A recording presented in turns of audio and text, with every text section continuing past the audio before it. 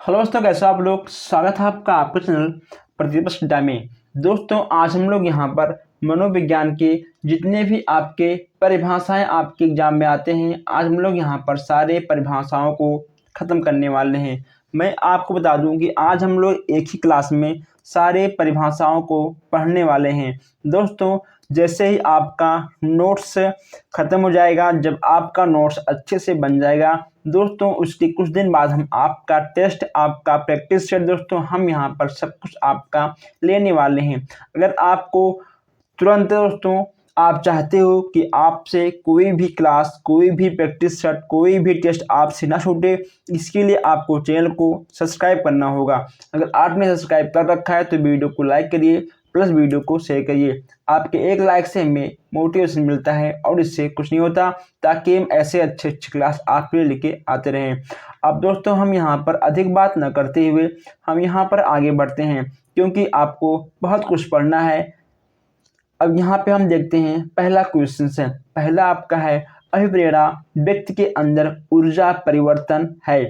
व्यक्ति के अंदर ऊर्जा परिवर्तन है, यह किसने कहा था? यह आपको जाएगा मैकडोनाल्ड ने। अब दोस्तों, हम यहाँ पर देखिए बात करते हैं आखिर ये आपका अभिप्रेरणा है क्या। दोस्तों देखिए, सुनिए, अभिप्रेरणा जो आपको अंदर से मोटिवेट करती है दोस्तों, यानी सेल्फ मोटिवेशन ही आपका अभिप्रेरणा है। आपके अंदर से कुछ करने, कुछ सीखने की जिज्ञासा उत्पन्न होती है, वही आपका अभिप्रेरणा है। अब यहाँ हम देखते हैं नेक्स्ट क्वेश्चन से, अभिप्रेरणा को सीखने का राजमार्ग कहा है? किसने कहा है? B.F. स्किनर ने कहा है। ओके दोस्तों, चलिए अब यहाँ नेक्स्ट देखते हैं, अभिप्रेरणा किसी कार्य को आरंभ करने, जारी रखने व नियंत्रण करने की प्रवृत्ति है। यह किसने कहा था? यह आपके कहा थे गुड महोदय जी। ठीक है दोस्तों, गुड या गुड महोदय जी। अब यहाँ पर हम बात करते हैं क्रेंच व क्रेंच फील्ड के बारे में।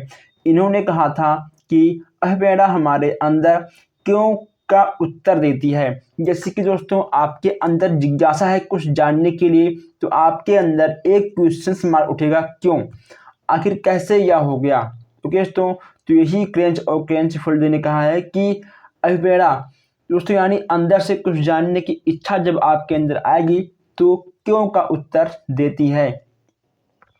नेक्स्ट आपका है, जीवन के प्रथम 2 वर्ष में बालक अपने भावी जीवन का शिलान्यास करता है। दोस्तों, यह किसने कहा था? ये थे आपके स्टेंग महोदय जी। बालक के हाथ, पैर और नेत्र उसके आरंभिक शिशु होते हैं। यह किसने कहा था? ये कहते आपके रूसो महोदय जी। दोस्तों, मैं आपको बता दूं कि हाथ से मैं अपना नोट्स आपको लिख कर दे रहा हूं। दोस्तों, आपको पता है कि नोट्स लिखने में कितना टाइम लगता है। दोस्तों, बहुत ही मेहनत से हमने एक एक क्वेश्चंस को ऐड कर कर हम यहाँ पर आप तक पहुँचा रहे हैं। लेकिन दोस्तों, आपका फ़र्ज़ है वीडियो को लाइक करना, प्लस शेयर करना, और जो हमारे भाई बहन नए हैं वो लोग चैनल को ज़रूर सब्सक्राइब करें। अब यहाँ हम देखते हैं नेक्स्ट क्वेश्चन से, 20वीं सदी के बालक की अवस्था या बालक की शताब्दी कहा। दोस्तों, किसने कहा था? ये थे आपके क्रो महोदय जी। अभी हम आगे बढ़ते हैं, अभिप्रेरणा को अधिगम का आधार कहा। अभिप्रेरणा को अधिगम का आधार कहा था, किसने कहा था? सोरेनसन ने। अब यहाँ पे आपका नेक्स्ट हो जाएगा, अभिप्रेरणा की व्याख्या जन्मजात मूल प्रवृत्तियों के आधार पर की जा सकती है। यह किसने कहा था? ये थे आपके मैकडूगल महोदय। अब दोस्तों, आपके दिमाग में एक चीज़ आता होगा कि आखिर अभिप्रेरणा की बात हम यहाँ पर कर रहे हैं। ठीक है दोस्तों, अभिप्रेरणा क्या होता है ये तो आप जान चुके हो, लेकिन दोस्तों आपके दिमाग में एक क्वेश्चन घूम रहा होगा कि आखिर अभिप्रेरणा कितने प्रकार के होते हैं। आपके एग्जाम में आ जाएगा कि अभिप्रेरणा कितने प्रकार के होते हैं। आपको लगाना है कि अभिप्रेरणा आपके 2 प्रकार के होते हैं। कितने प्रकार के होते हैं? आपके 2 प्रकार के होते हैं। एक होता है आपका जन्मजात अभिप्रेरणा और दूसरा आपका होता है अर्जित अभिप्रेरणा। अब दोस्तों, ये जन्मजात अभिप्रेरणा वह होता है जो आपको जन्म से ही मिल जाता है। देखिए दोस्तों, जन्मजात अहपेड़ा को आप लोग पहले अच्छे से समझ लीजिए। देखिए दोस्तों, अगर हम यहाँ पर केवल बात करेंगे जन्मजात अहपेड़ा की, ठीक है, फिर हम बात करेंगे अर्जित अहपेड़ा की। देखिए दोस्तों, जन्मजात अहपेड़ा आपका वह होता है कि जो आपको जन्म से ही मिलता है। भूख, प्यास, नींद, मल त्यागना दोस्तों ईटीसी आपको जन्म से ही मिलता है। दोस्तों, आपके अंदर प्यास लगता है दोस्तों, देखिए आपको भूख, नींद, प्यास आपको अंदर से ही आता है।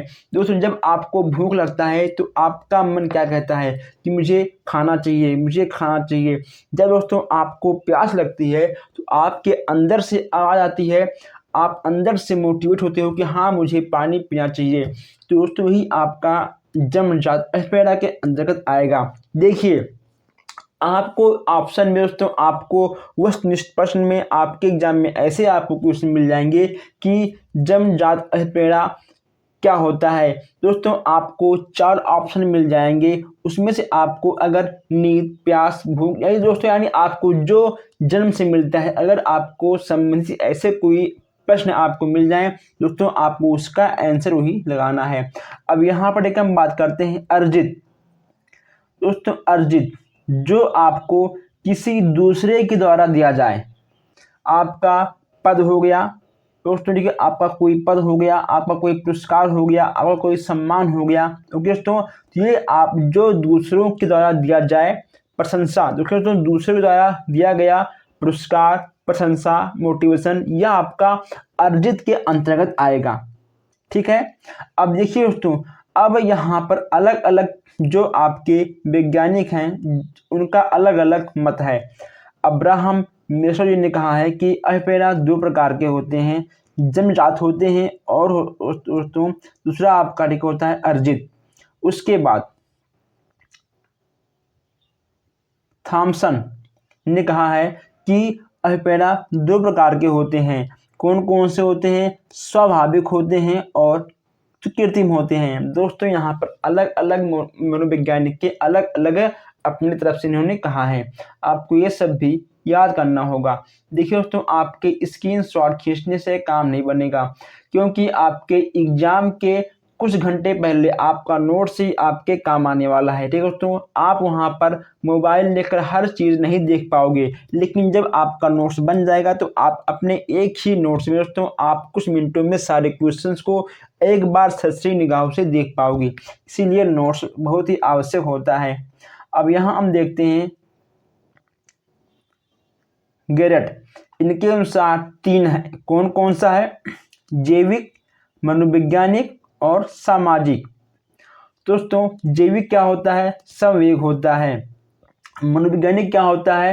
क्रोध, भय, प्रेम और दुख है। दोस्तों, और आपका सामाजिक क्या होता है? सम्मान, आत्म सुरक्षा और आत्म दर्शन। ठीक है, अब यहाँ पर आपके अहपेड़ा के कितने सोपान हैं? देखिए दोस्तों, आपके प्रकार और सोपान अलग अलग हैं। यहाँ पे हम आपको दिखा दें, देखिए यहाँ पे आपका प्रकार है, ठीक है, यहाँ पे आपका सोपान है। प्रकार कितने दोस्तों, अहपेड़ा कितने प्रकार के होते हैं? तो 2 प्रकार के होते हैं।